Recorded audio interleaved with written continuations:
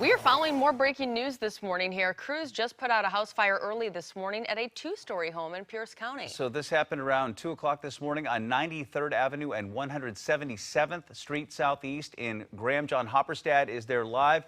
John, what did you learn? Well, a lot of concerns from neighbors here, Bill, because it looks like this was an arson and it could have spread. In fact, it did spread somewhat to the house next door. If you look, you can see there's a lot of damage to this home. And yeah, the fire started to spread to that house next door. The siding there is warped from the heat. And basically this happened after midnight. And what we're being told is somebody came up here and threw something under this car, started this fire in the car in the parking lot, and then that eventually went to the house. I think we have video, some home video from folks showing this house completely engulfed in flames. This is right before firefighters arrived. A lot of neighbors coming out here calling 911.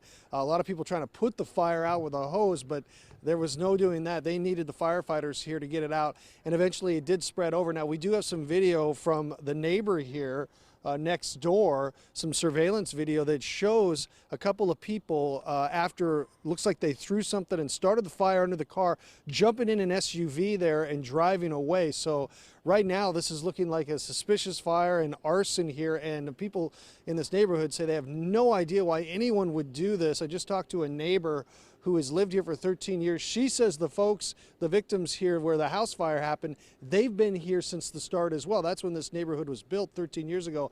Never had an issue in this area. In fact, this is a gated community. So getting in and out of here is very difficult unless you have a code.